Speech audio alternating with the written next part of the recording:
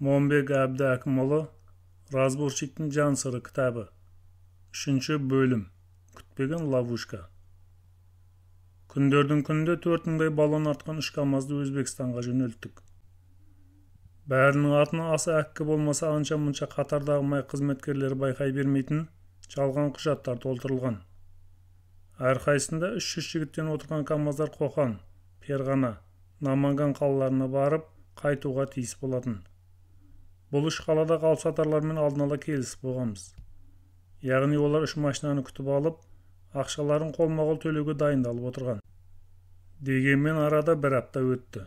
Олардан хабар болмады. Еш болмаса адамдарымыздың өлтірілері белгісіз.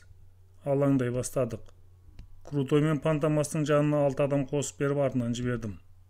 Олар Өзбекстанды шарлап, 2 күннен кейін қайтып келді.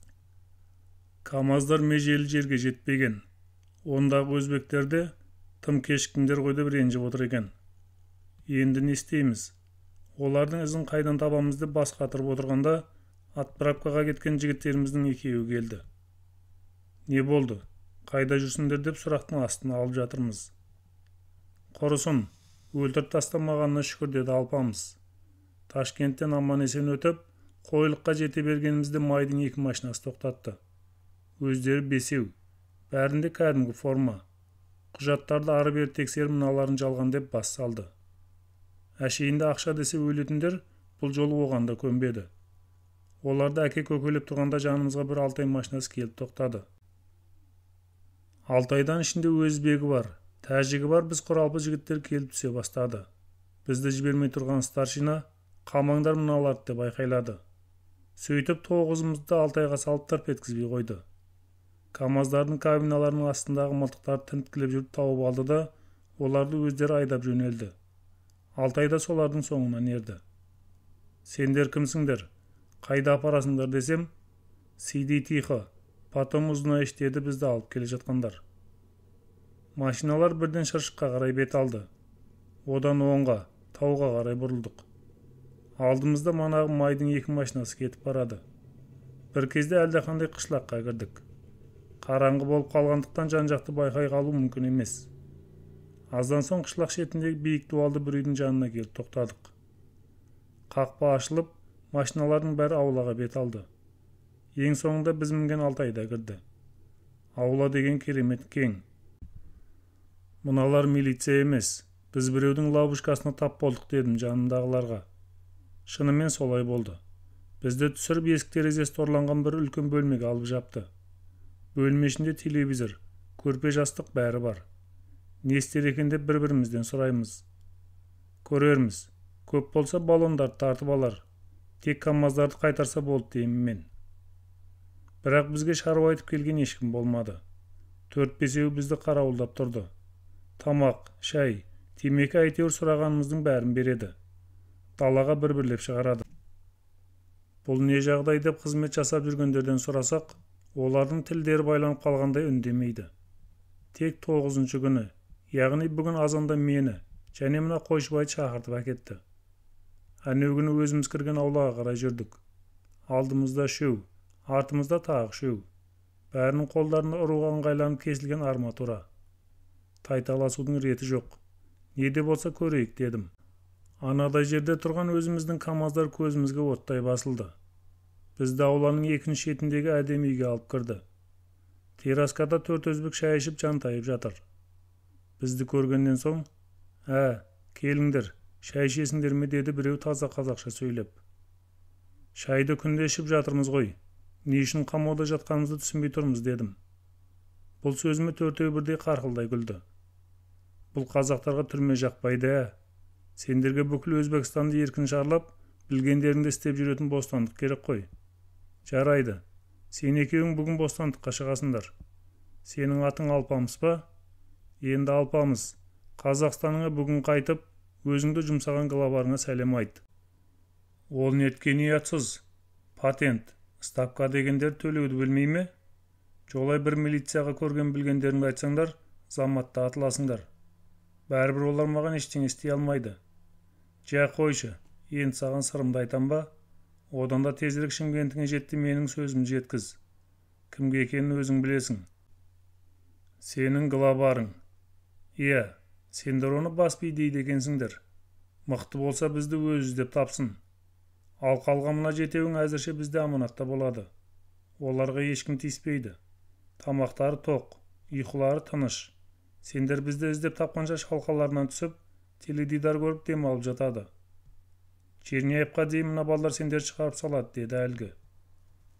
Айтқандай қолымызды, көзімізді байлап Черняевкеге дейін әкеп тастады. Сол жерге келгенде босатып, қолымызға жол кіредіп ақша ұстатып, бізді әкелген Волга қайтып кетті. Ешкімнің атында, затында біле алмадық. Содан соң олар біздің аты жөнімізді қайдан біліп алғандарына таңым бар.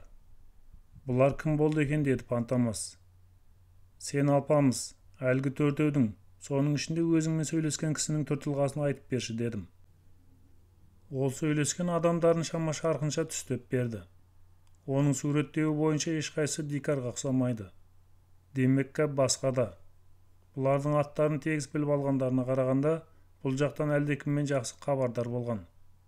Және де өзбектер менің кім екенімді біліп отыр. Машиналар тұрған ауылдың, сондай-ақ өздерінің кім екендіктерін айтпапты. Ендеше менің кімге шығатынымды өз ойлансын дегендері болу керек. Бар жұмбақтың артында Дикар тұрау деп топшыладым. Одан соң патент, ставка туралы айтыпты. Бұған қарағанда енді бұл жаққа сендердің көліктеріңді ешқандай ақысыз пұлсыз кіргізбейміз дегені. Жасалған құжаттардың да жалған екенін біліп алып, осы жолы бір түсерсін деп буынсыз жерден ұстап отыр. Бәрінен бұрын ана жетеуін кепілдікке алып қалғанын қарашы. Ол жақты милицияларда қарақшылармен бірігіп кеткен. Бәлкім форма кигендерде өз адамдары болу кәдік деп ойлап отырмын. Ал жігіттер, бәріміз біріккелі бері ең үлкен, ең қиын разборкаға тап болдық. Алдыңғылары мұның жанында түк емес. Арамызда соларға жұмыс істейтін біреу бар. Оны кейін анықтармыз.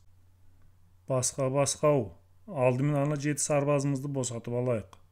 Ең сенімді деген патриоттарың жинаңдар. Қатарымыз 30 адамнан кем болмасын. Алғашқы жұмысты Ташкенттен бастаймыз. Таңертең сағат 10-да Колыстағы туннелдің жанында дайын тұрыңдар. Арамызда бір Рафик міндеттерде болсын, дедім. Ертесіне айтқан уақытта жиналдық. Топтанып жүрмейік. Әр машинаның ара қашықтығы 1-2 шақырым болсын. Черняевкеге барып бірақ тоқтаймыз, дедім. Арада 2 сағат өтпей-ақ оннан аса машина мінген командамыз түгел Черняевкеде тұрды. Басқаларын осында қалдырдым да, 3 адамды ертіп нөмір өзбекстандық таксиге отырып Ташкентке келдік. 2-3 жерде карта ойнатып отырған өз игроктарымызға жолықтық. Бүгін бірін қалмай Ташкенттен шығып кетіңдер деп ескерттім. Содан соң Дикарды іздеттік. Қас қылғанда оны біраз уақыт таба алмай жүріп қалдық. Сағат 12-ден асқанда оның ең сенімді серігі Ерозниді іздеп үйінен таптық. Ол болған оқиғадан хабарсыз екенін айтып ант-су ішті. Оған сенбесем де, мейлі, мені қалайда Дикармен хабарластыршы деп өтіндім. Ол бірталай жерге телефон шалып оны ақыры тапты. Дикар, телефонмен айта алмайтын тығыз шаруам болып тұр. Сағат 7-де Майскийдің жолындағы Красный водопадта күтіп тұрамын. Сол жерге кел, дедім. Ол жерде қазақтар көп тұрады. Одан да Шыршықтан шыға берістегі бау ішінде кездесейік. Баудың ортасынан оң жаққа қарай жол шығады. Асфальттен 200 метрдей ұзап барып тұр да, сол жерде күт деп жалтарды. Сұмырай, арың таза, ішің шикі болмаса бүйтпес едің. Барып әлі сенде екен ғой деп ойланып тұрдым да, жақсы, айтқаның болсын деп келісім бердім. Черняевкеге қайтатын таксимен қайттық. Жолда келе жатып ойландым. Бұл сұм ол жерге менен бұрын жетіп, қалың баудың жан-жағына өз қарауылдарын орналастырып қоймақшы ғой. Одан бұрын мен қимылдайын. Черняевкеге келген соң сарбаздарға айттым. Шыршықтан шыға берістегі жолдың жағасында алма бау бар. Сол жерде Дикармен кездесетін болдық. Бауға одан бұрын жетіп, қақпан құрып қоюымыз қажет. Машиналардың екеуінің басқасы қазірше осында тұра тұрсын. Біз 2 машинаға екеуден ғана отырамыз да, қазір жүре береміз. Бізді 4-ақ екен деп ойласын. 15 жігіт біздің артымыздан дереу таксимен жетсін. Ал Рафикке 5-еуің отырып, және 4 Жигулидің шопыры қастарыңда ешкімді алмай, тура сағат 7:30-да сонда жетіңдер. Қалған 1-2 осында машиналарды күзетіп отырады. Бәрін қаруларыңды, Және аяқ қол байлайтын жіптеріңді ұмытпаңдар. Басқа әңгімені сол жақта айтамын. Бауға жарты сағатта жетіп бардық. Екі жағы түрлі жемісті қалың бау. Қара жолдың бойында тұрмыз. Уәделі уақытқа әлі 2 сағаттай бар. Енді ойыңды ашық айта берсейші, деді Сағидолла. Тұра тұр, бәрі жиналсын. Уақытты көп созбай-ақ жаңағы 15 сарбаз бірінен соң бірі таксилетіп жетіп келді. Бәрі жиналып болған соң, көп кешікпей мұнда Декардың разведкасы келеді. Разведка біздің 4-еу екенімізді байқап кеткен соң, Декар өзін қорғайтын телеохранительдерін онша көбейте қоймас. Бәрібір олар 5-6-дан кем болмайды. Және олар мына баудың екі шетіне кіріп, оған страховка жасайды. Сендер де екіге бөлініп баудың екі шетіне кетіңдер. Кім келді, кім кетті бәрін байқап тұрыңдар. Страховка бауға кірген кезде қару көрсетіп дымын шығармай байлап тастаңдар. Декар машинамен жалғыз келмейді. Бауға кірген телеохранительдерінен басқа жанында тағы біреулер болады. Мен Декармен сөйлескен кезде әңгімеге айналдырып, оны машиналардан аулақ жерге әкетемін. Сол кезде сендер білдірмей машинадағыларды бас салыңдар. Абайлаңдар, оларда қару бар. Айқай-шу, атыс шабыс болды моға тырсыңдар. Арғы жағын көре жатармыз, дедім. Сарбаздар 7-8-ден бөлініп бау ішіне кіріп кетті. Біз Сағидолла екеуміз алдыңғы, ал Крутой мен Пантамас артқы машиналарда отырып, Декардың келуін күттік. Сағат 6-дан сәл асқанда жанымыздан 09 Жигули өтті. Алғашқы разведка келді, дедім Сағидоллаға. Разведчик Жигули әудем жер ұзап барды да, кері бұрылды. Тағы да жайлап жүріп, ішіндегілер бізге қарай ұзай берді. Бағана Ташкентте Грознойда біздің 4-еуімізді көрді. Бұлар да 4-еу екенімізге көздері жетті. Енді Декар көп адамын ертіп келе қоймас. Шешінген судан тайынбас. Қаншасы келсе де көреріміз енді, деді Сағидолла. Арада жарты сағат өткенде тағы 2 Жигули көрінді. Бірі бізге 50 метрде жетпей тоқтады.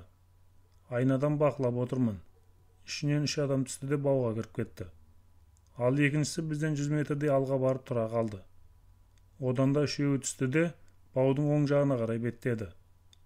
Адамдарын тастаған 2 Жигули бірден қайтып кетті. Құдай, ісіміздің сәтін сала көр деп іштей тілеп мен отырмын. Сағат 7-ге жақындағанда бір иномарка мен Волга асфальттен бері қарай бұрылды. Ақырын жүре отырып иномарка алдымызға, Волга артымызға келіп тоқтады. Разборщиктер арасында қалыптасқан дәстүр бойынша, мұндайда машинадан тек главар ғана түседі. Ал сәке, дайын болыңдар, дедім де сыртқа шықтым. Артындағы Волгаға қарасам, оның ішінде 2 адам отыр. Біреуі Грозный. Декардан машинадан түсті. Құшақтасып көрістік. Амандық саулықтан соң, «Тух, Қадыр, қандай батырсың? Мұндай жерге 4 адам болып қалай қорықпай келдің?» «Бірақ қорқадың ештеңе жоқ қой. Біз бір-бірімізге дос емеспіз бе?» деді, ол өзбеки жағымпаздықпен. «Әрине, Декар, несіне қорқайын? Сен жауым емессің. Тек сенен бір нәрсе жайында білейін деп едім». «Құп, Қадыржан, қызметіңе дайынмын. Құлағым сенде», деді ол, қолын төсіне қойып. Иномарканың ішіне бажайлай қарасам, бір шопырдан басқа ешкім жоқ.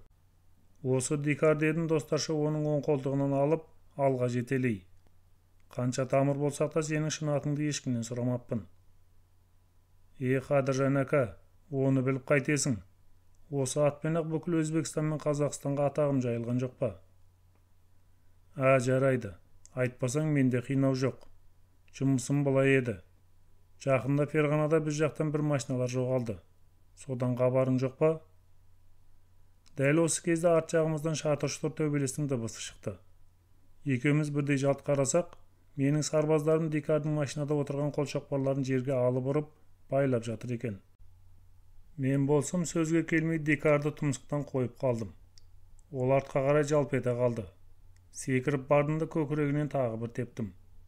Оның сөйлеуге шамасы келмей қалды. Сол арада біздің қасымызға өз жігіттеріміз де жүгіріп жетіп келді. Қолын байлап машинаға алып келіңдер, дедім. Сөйтіп Декардың өзімен қоса 9 адамын оп-оңай қолға түсірдік.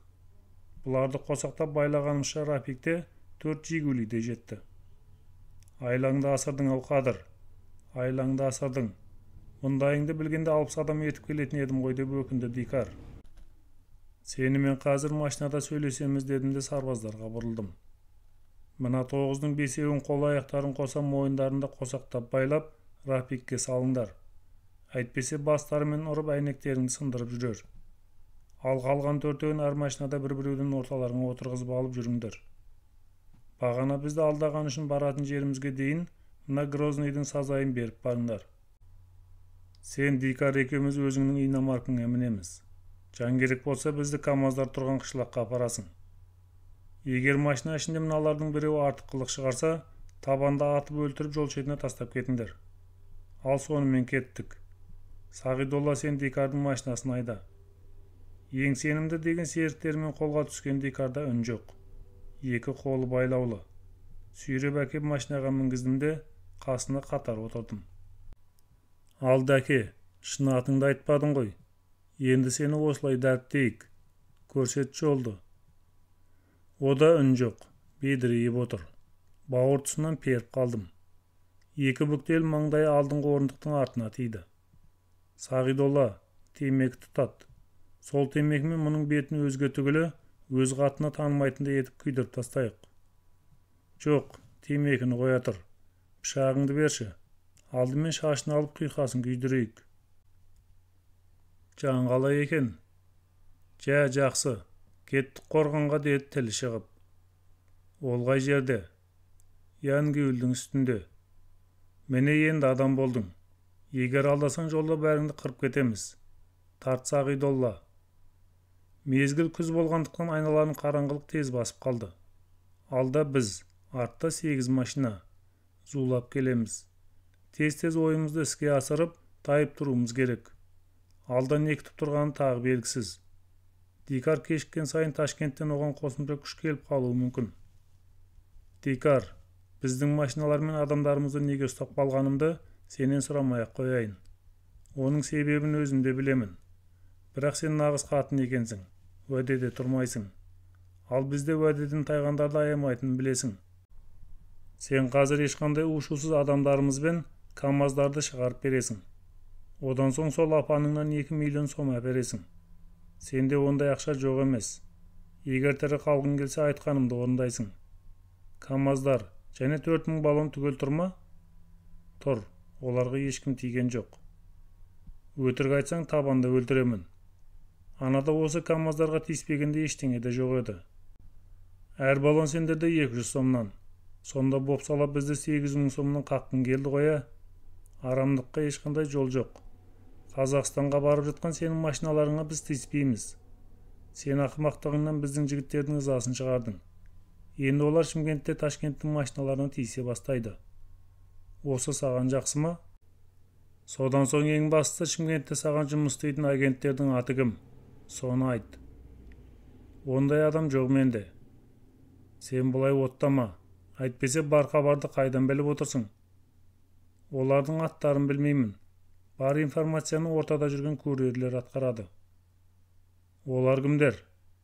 Бәрібір танымайсың. Олар қазір Ташкентте. Саған сеніп отыр ғой дейсің бе мені деп басына қойып қалдым. Уәй әка, неменеге ұра бересің? Мен қандай әкәмін саған? Сен менен 2 жас үлкен емессің бе? Айтпақшы, бағана Красный водопадтан қашып мен неге бауға шақырдың? Сол КамАЗдар жайында сөйлесейін деп. Жаныңды сатпа. Бұл туралы сөйлесетін болсаң 2 адаммен ғана келер едің. Сенің ойың мені қорқытып, сол баллондардың бәрін алып қалу болды. Мені әдейі мазақ айналдырайын дегенің ғой бір жағы. Күшін көрейін деп сынағаның осы ма? Бәрінің аузына өзі іліккен сұм түлкі. Баратын қышлағында қанша үй бар? 50 шақты. Оң жаққа бұрыл шопыр. Мына қырдан асып 3-4 шақырым жүрсек болды. Қышлақ шетіне іліккен соң тоқтап сыртқа шықтым. Ештеңеден бейхабар жатқан марғау қышлақ. Біз баратын үйде қанша адам бар, және қанша жүреміз дедім, қайтып машинаға мінген соң. Онда қазір 8 қарауыл отыр. Енді 2 шақырымда жүрсек жетеміз. Қарауылдарда қару бар ма? Әлбетте. Егер олар оқ ататын болса, оққа бірінші сені тосамыз. Қышлақ арасымен жүріп, бір үлкен кең сайға түстік. Сай түбінде шамдар жарқыраған біздің совхоздың қоралары сияқты үлкен үй тұр. Айнала дуал. Осы үй, келдік. Мен машинадан түстінде жігіттерді шақырып алдым. Машиналарды кері бұрып, жол шетіне қойыңдар. Бағанағы маған Грозный свайтпен келген 3 адамды мұнда алып келіңдер. Басқасын бәрін рапикке тығып екеуін күзетіп тұрыңдар. Әр машинада бір-бір шофер дайын отырсын. Бәрін қаруларын сайлап алыңдар.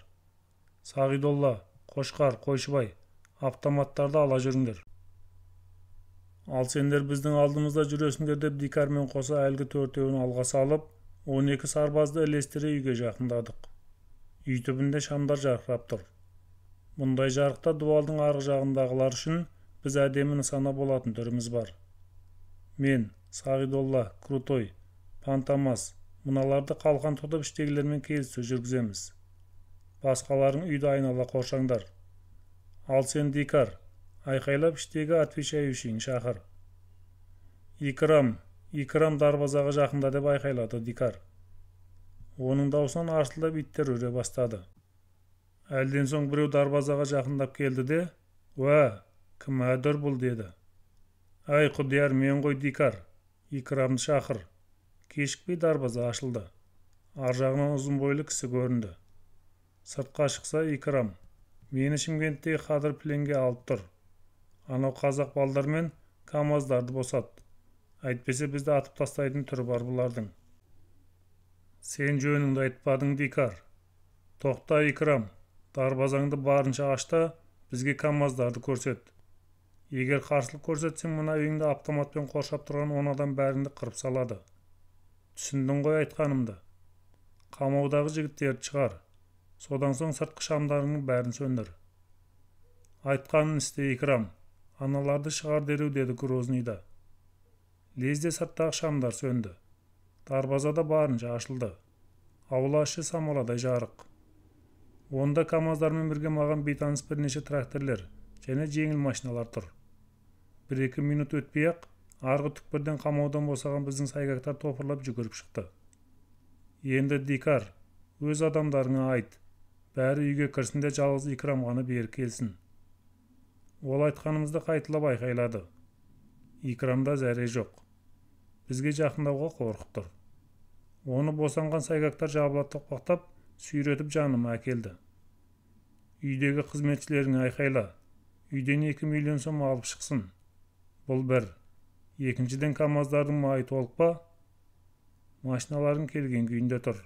Ешкім тиген жоқ. Ал ақшаны мына кісі біледі, деді Дикарға қарап. Подвалдағы бар ақшаны алып шық, деді ол. Мен сайгақтарға қарап, дереу камаздарды тексеріп оталдырыңдар, дедім. Қамаудан босанған сайгақтар аулада тұрған камаздарға қарай жүгіре жөнелді. Әлден соң 3 камаз бірдей жер жарардай гүрілдеп оталды да, ауа сорғызып 10 минуттай тұрды. Олардың моторларын ары-бері тексеріп көрген шопырлар бәрі жайында екен деп айқайлады. Үйден Икрам бір қап ақша арқалап шықты. Аздан соң камаздарда шыға бастады. Газал кенттің жолымен жүріңдер. Қара жолмен асып кетеміз деп айқайладым. Содан Икрам әкелген ақшаны алған соң, арамыздағы тұтқындарды қалқан етіп жүріп, машиналарымызға қарай шегіндік. Крутой Икрамды автоматпен бір ұрып сұлатып тастады. Содан біз бәріміз машинаға жапырлап мініп жатқанымызда, әлгі үйдің сөніп тұрған даладағы шамдар қайтадан жарқ ете қалды да, артынша мылтық даусы гүрс етпесі бар ма? Оқ тиген жанымда тұрған Крутой менің құшағыма етпеттей құлады. Сол-ақ екен біздің адамдар үйге қарай оқ жаудырып кеп берсін. Крутойды машинаға салып, тезірек Черняевкідегі ауруханаға жеткізіңдер деп айқайладым. 2 жігіт оны машинаға көтеріп салып ызғыта жөнелді. Енді 2-3 мыналарды қарауылдай тұрыңдар. Басқаларың еріңдер соңымнан. 10 шақты жігіт үйге қарай лап қойдық. Үйдің ауласына кіре салысымен оқ жаудырдық. Алдымызда кезіккен заттардың барлығын қирата бастадық. Анадай жерде қасында мылтығы бар Икрам жатыр. Өзі өлі сияқты. Оны ары өткенде, бері өткенде бір теуіп кетіп жатыр. Өртеңдер үйді. Демнің арасында үй отқа оранды. Болды, жетеді. Қайтайық деп бұйырдым. Жүгіріп келіп машиналарға міне-міне құйғыта жөнелдік. Шыршықтан өте бергенде камаздарды қуып жеттік. Олар да барынша басып келеді. Сөйтіп түн ішінде Жанбай ауылының үстінен өтіп қырға шықтық. Қазақстанның шекарасына келдік ау дегенде тоқтап, КамАЗдардағы жүктерді тексердік. Жүктер шынында мұрты бұзылмаған күйінде тұр. Тұтқындардың барын машинадан түсіріп алдыма тізіп қойғыздым. Бізді айдалада атып кетеме деп оларда да зәре жоқ. Бәрі әкалап-бұқалап жалынып жатыр. Ботадай боздай бермей тоқтаңдар. Күні кеше Ташкентте сендерден батыр ешкім жоқ еді ғой. Ал Дикар дедім сосын оған жақындап. Ордаңды қалай ойрандағанымды көрдің ғой. Бұдан былай саған ренжіген бір қазақстандықты көрсем өлдім дей бер. Тағы бір айтарым, сенің адамың тасада тұрып біздің жігітті атып өлтірген үшін мына иномарка мен Волга біздікі. Бұларды іздеп әуре болмай қой.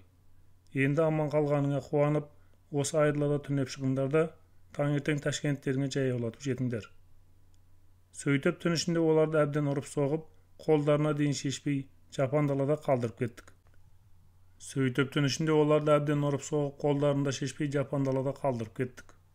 Өзіміз төтелей жүре отырып, Ленинскінің жоғарғы жағына келгенде күре жолға түстік. Мұнда келгенде 6 жігітті 2 жигулиге отырғызып, Черняевкідегі қалған машиналарды алып қайтыңдар. Және Крутойдың жағдайын біліп келіңдер деп жібердім. Ал өзіміз Тонова Шымкентке жеттік. Ертесіне Крутойдың Сарыағаш ауруханасында қайтыс болғанын естідім. Ішім удай ашып досымның қазасына қатты өкіндім. Біраз жігіттер Дикардың өзін бекер өлтіріп кетпеппіз деп кіжініп жатты. Өзім бас болып Сарыағаштан өлікті әкелдік. Тобымызбен жүріп жерлеу рәсімдерінің бәрін мойнымызбен көтердік. Әйеліне 1 миллион сом, ержетіп қалған баласына жаңа бір машина әпердік. Бірақ ержігіттің орны осымен толама. 2 айдан кейін Ташкенттен Дикардың өз ұяластары өлтіріп кетті деген хабар алдық. Кім біледі, біреулерді тағы алдаған шығар. Бәлкім Крутой досымыздың қаны жібермеді ме? Иә, бұл жол өте қиын жол. Келесі бөлім. Жамбылдағы жекпе-жек. Жоғарыда Кеңес одағы ыдыраған 1991 жылы барлық жерде рекетизм белең алып кетті деп айтып едім. Айткенмен жүрді осындай топтардан қанша үрксе де, кейбіреулер милицияға бармай бізге шағым айтып келетін. Әсіресе біреуден қарызын өндіре алмай жүргендер. Дәл сол тұста жаңадан тәуелсіздік алып жатқан жас мемлекеттердің саяси ықпалы әлі де нашарлау еді. Барлық халық бірдей жаңаша көзқарасқа, жаңа қоғамдық бағытқа үйрене алмай жатты. Сол кезеңде құқық қорғау органдарының да рөлі бір сәт төмендей кетті. Рекеттердің бас сұқпайтын жерге бас сұғып, халық арасында дау шеше бастауының да бір ұшы осында жатса керек. Тіпті сол жылдары екінің бірі рекет болып кеткендей еді. Кейде біздің атымызды жамылған әлде бір алаяқ топтар разборкаға түсіп, бәрін қатырамыз, бәрін реттейміз деп дауласушылардың екі жағында алдап ақша алып кетіп жүріпті. Менің алдыма мұндай алаяқтардан алданғандардың талайы келді. Бәрін болмаса да менің атымнан барғандардың кейін бір сыпырасын ұстап сазайын бергенмін. Ел үшін атты қайырымдылық қорын құрып, ол қорға түскен ақшалардан тұрмысы нашар отбасыларға, кедейлеу жанұядан шыққан бір қатар студенттерге 2 жылдай ұдайы көмек көрсетіп тұрдым. Мемлекет ақшасын аямай жымқырып жатқан байларға біз де аямай салық салдық. Олардың кейбірі ақшалай, кейбірі мүліктей беретін. Әйтеуір мен сол кезде бай мен кедей боп ажырай бастаған халықтың ортасын жалғастырушы көпір болып тұрдым десем де болады. Бірақ еңбек етпей байыған байдың қолын қағатын, кедейдің тұрмысын жақсартатын менде құдірет болмады. Бірде осы Шымкенттегі қазақ тілі қоғамының біріне 300 мың сомға демеушілік жасаймын деп уәде бердім. Бізге тура сол шақта Жамбыл қаласынан бір милициядан ақша келу керек еді. Ол ақшаны сондағы бір мықты жинап әкелмек болған. Алайда тым кешіктіріп жіберді. Бір күні Жамбылға қарай жолға шықтық. Бір ойым әлгі ақшаны алып келу болса, екінші ойым Жамбылда өзінше бір ат шыға бастаған жас періні көріп, сөйлесіп қайту еді. Естуімше ол бұдан былай Жамбылды билейтін мен. Шымкенттегі қадіренді бұл жаққа ауыз салмақ түгілі аяқ баспайтын болсын деп көкүйдің көрінеді. Сәске әйлетінде Жамбылға жетіп, бірден ақша беретін Сығай деген мықтының үйіне бардық. Ол жақсы қарсы алды. Дегенмен өзі қобалжулы көрінді. Әңгіме ақша жайына ауысқанда күрсініп, бір нәрсені айта алмай, әрдеңенің басын бір шалып, қипақтап ұзақ отырды. Өзі бізге жақсы жолдас еді. Бұрын Жамбылда аты шыққан бұзықтың бірі еді. Көңіліңді айта алмай отырған бір сыр бар осы. Ешкімнің өті жарылып кетпес. Ашып айта берсейші дедім. Осында Жаңабай деген біреу шығып шетімізден апшымызды қуырып бітті. Үлкен орындардың бәрімен таныстығы бар көрінеді. Солардың қол шоқпары ма қайдам? Ылғи сөзге келмей бас салатын, берсең қолыңнан, бермесең жолыңнан деген қағиданы ұстанған бұзықтардың бәрі соның жанында. Өткен жолы сендерге беретін ақшаны сұрап келген. Мен мән-жайды айтып бермей жібердім. Сенгенің қадір болса, мен оның бір аяғын кесіп, шолақ етемін. Содан соң сенің тірсегіңді қиып ақсақ етемін деп қоқиланды. Бұрынғы жігіттердің барлығы соның жағына шығып кетті. Ол да түгемес-ау. Кешке сәске мезгілінде әйелім базарға кетіп еді. Содан бері жоқ. Бүгін азында біреу телефон шалып, егер әйеліңді аман-есен қайтарып аламын десең, әлегіңгі 1 миллионды кешке дейін дайындап қой. Әйтпесе әйеліңе не болатынын білесің. Егер милицияға хабарлайтын болсаң, одан түк те шықпайды. Өйткені сенің қылмысың басыңнан асады. Біз қайта хабарласамыз деп трубканы қоя салды. 1-2 бала ұрлығын өзің тындырып едің. Ал әйел ұрлады дегенді кім естіген? Әсіресе мына мен сияқтыдан. Өздеріңмен хабарласуға өстен тегіңді өзің тие алмағанын қалай деп айтама деп бір жағы ұялып отыр едім. Келгендерің қандай жақсы болды. Осы Жаңабайды қалай жеңсек екен деді. Мына сөзге бәріміз үн-түнсіз қалдық. Не істеу керек деген ешкім болмады. Аз ойланып отырдым да, Жаңабай қай жердің жігіті? Оның тұратын жерін білесің бе деп сұрадым. Мына талас жақтың баласы. Үйінде, отыратын офисінде білем ғой. Алайда ол ешқашан жалғыз болмайды. Ол жағын қоя бер. Бізде аз емеспіз. Сенімен санымыз 9. Кейін жүр кеттік. Әлім білмеген әлек дегендей, өңкей әтек әңгілердің арасында арыстанды көріп шошымай жүрген асау айғыр шығар көп болса. Асау айғыр адам алдына келмейді. Қайта адам оған ауыздықпен ер-тоқым салу үшін өзі барады. Барайықшы оған. Бәріміз сыртқа шығып машиналарымызға міндік. Тараз көшелерімен біраз жүрген соң Сығай машинасын тоқтатты. Біз де кідірдік. Анау тұрған үй соның офисі. Өзінде-ау деймін. Машинасы тұр деді, есік алдында 5-6 машинасы тұрған үйді нұсқап. Бардан мен шақырып жатыр деп айтты. Сығай жерге түсті де офиске кіріп, 5 минуттан соң қайта шықты. Маған жақындады да, Қадырға мен керек болсам өзі келсін деп айтты деді. Қап боғмұрын, әбден еліріп есірген екенсің. Құдай емес шығарсын деп кіжіндім іштей. Жанымдағыларға қарап, біз оған Сағидолла, Сығай үшеуміз барайық. Сендер осында отыра беріңдер дедім де, Жаңабайдың офисіне бет алдық. Кіреберісте темір есік. Оған кәдімгі зауыттардың прокатнойына ұқсатып дәліз жасап, 1-2 қарауылды отырғызып қойыпты. Отырған жеріне аула арқылы кірдік. Бөлмелері сәнді. Жаңабай түпкі бөлмедегі кең залда креслоға шалқая отырып, телефонмен әлдебіреумен сөйлесіп отыр. Бізді көзге ілер емес. Саусағымен орындықты нұсқай салды. Отырдық. Ол болса кісі келді-ау деп елейтін түрі жоқ. 10 минуттан кейін сөйлесіп бітті әйтеуір. Сөйтіп асықпай темекі тұтатты. Зығырданым қайнап отыр. Бір ұрып шалқасынан түсірсем бекен. Қой, сабыр сақтай тұрайын деп ойладым. Байқаймын сөзді неден бастарын білмей отырған сияқты. Біздің тірлікте бюрократтық болмайтынын білесің бе дедім көзімді аларта қарап.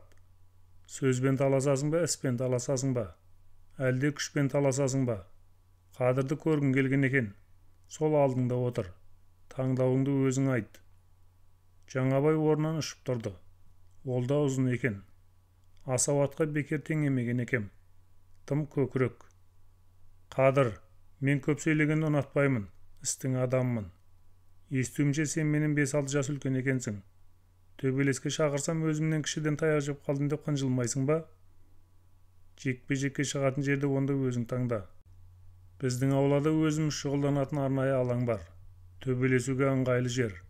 Сен жақтан да мен жақтан да бізге ешкім жақтаспайды. Кәдімгі рингтегідей таза жекпе-жек болсын. Жарайды. Тысқа шығып оның шығуын күтіп тұрдық. Жаңабайдың қол шоқпарлары Шымкенттен Қадыр келіп шеппен төбелеспекші. Қадырға кәнестеп дүрлігіп жүгіріп жүр. Өздері бірталай. Бір кезде Жаңабай шықты. Үстіндегі киімін ауыстырып, спортшылар формасын киіп алыпты. Мен жақтан Сағидолла, ол жақтан тағы біреу секундант болып тағайындалды. Төбелес шарты. Біреуі жеңілдім деп айтпайынша тоқтатылмайды. Құлағанды теппейді, және ешкім араласпайды. Есік алдында ұзындығы 10-15 метрдей көгалды кішкене алаң бар екен. Соған шықтық. Төбелес басталмай жатып ақ ол денесін ары-бері созып, жан-жақтағы тақтайларды ұрып теуіп ала сұрды. Сен сияқтылардың талайын көргенмін деп мен тұрмын іштей. Ысқырықтан кейін бастап кеттік. Ол бірден ақ шабуылға шықты. Шынымен ақ спортпен шұғылданған екен. Аяқтарын тура менің басыма дейін созады. Дегенмен тигізе алмай 4-5 мәрте қапы кетті. Оның жанкүйерлері айқайлап, ысқырып дем беріп жатыр. Оны естіген Жанбайдың делебесі одан бетер қозып, тура тұмсықтан тебуге ұмтылады. Сөйтсем оның бар сенгені 2 аяқ екен. Өйткені қолдарымен соққан соққысының онша салмағы жоқ. Өзім онша ұрмай, оны 5-10 минуттай әйлекке салдым. Темекі шегетін адамда қайбір дем болсын. Әлден соң ырсылдай бастады. Шаршап қалатынын сезді ме, әлде тезірек мені сұлата салайын деді ме, ол шабуылын үдете түсті. Дегенмен мықты ит екен. Бір тепкісі оң жақ қабырғама оңбай тиді. Ызадан қаным басыма шапты. Екінші рет ұмтыла бергенде бокс тәсілмен қарсы ұрдым. Мұндайда көп адам етпеттей олайтын. Ал ол кейін қарай тәлтіректеп кетті. Тағы бір ұрғанында құлап түсті. Әйтсе де орнынан бірден тұрып кетті. Осы сәт есін жиғызбай аяусыз 4-5 мәрте соққы бердім. Көзі аларып, танауы делдейіп, мұрнынан қан сорғалай, болдым деген сөзді әзер айтып көгалға сылық түсті. Оның шуылдап жатқан демеушілерінің үндері сап тиылды да, жүгіріп келіп Жаңабайды көтеріп жатты. Біреуі шелекпен су құйып, біреуі сүлгімен бетін сүртіп, бәрі әлекке түсті де қалды. Мен анадай жердегі колонкаға жуынып үсті басымды қағып ретке келтірдім. Жаңабайдың өз-өзіне келуін күтіп, Сағидолла Сығай үшеуміз шеткерек тұрған сәкіге барып отырдық. Біраздан кейін өзін қаумалап тұрған адамдарды ары-бері итеріп тастап, Жаңабай да колонкаға келіп жуынды. Әбден жуынып, сүртініп алған соң бізге жақындады. Қадыр, сен жеңдің, мен жеңілдім. Енді ішке кіріп адамға ұқсап сөйлесейік. Кім екеніңді енді білдім. Артық кетсем кешіресің деп қолын ұсынды. Қазақта иттің иесі болса бөрінің тәңірісі бар деген әдемі сөз бар. Өзім бөрі санаған көп астамшыл көкте тәңір бар екенін ұмыт кетеді дедім. Оны бір жолата тұқырып тастайын деген ниетпен қолын алып жатып. Тым көкіректігіне қарап жеңілгеніңде сөзіңде тұрмай, жігіттерге жабылыңдар деп айтама деп едім. Сөзіңде тұрады екенсің. Ағадан әні таяқ жесе оқа емес. Өзіңде мықты жігітсің. Дос болуға жарайтының көрініп тұр. Бағанағыдай емес, ішке кірген соң бізді төрге отырғызып бәйек болып жатыр. Кейбір 200-лер болмаса, сөзден де, күштен де жеңілгеннен кейін өзіңді мойындаған адамнан негізінде жамандық шықпайды. Құдай опасыздардан сақтасын де. Осы оймен Жаңабайды тағы да сынай түсейін деп, Сығайдың әйелін ұрлағанын қай еркектігің дедім. Кей кездері өзімдікі дұрыс деп жаңа өзің айтпақшы астам кетіп қалатын пендеміз ғой. Жеңгеміздің бір тал шашы да түскен жоқ. Оны өз қыздарымыз қарауылдап отыр. Қазір ол кісіні Сәкеңе аман-есен табыстаймыз. Сәке, сен кешір. Өзіңмен жеңгенің алдында айыптымыз. Төлем менен деді. Не керек, сол күні ол менімен жарасты. Лезде Сығайдың әйелін алдырды. Енді мұндай істемеймін деп уәде етті. Бәрімізді 2-3 күн жақсылап қонақ етті. Бұдан бұлай бір-бірімізге қол ұшын беріп тұратын болып сөз байластық. Қайтарда күйік асуына дейін шығарып салды. Сонда ол: Қадыр, өзіме жетерлік күшім бар, бірақ сендегі сияқты рух пен сөз менде жоқ. Сондықтан да мен өз қаламдағы бір топты басқарғаным болмаса, саған ұқсап республика шеңберіне шыға алмаспын. Бұдан бұлай аға іні ретінде емес, замандас ретінде дос болайық деді. Сол Жаңабаймен әлі доспыз. Ол қазір Таразда, әжептәуір қызметкер. Сол жолы қазақ тілі қоғамына берген уәдемді орындадым. Ақшаның құны біршама төмендеп қалған кез еді ғой. Сонда да болса сол ақша қоғамның бір жыртығына жамау болсын деген ниетім бар еді. Міне, осылайша бір төбелеспен талай мәселені шешіп жіберген күндерімізде болды.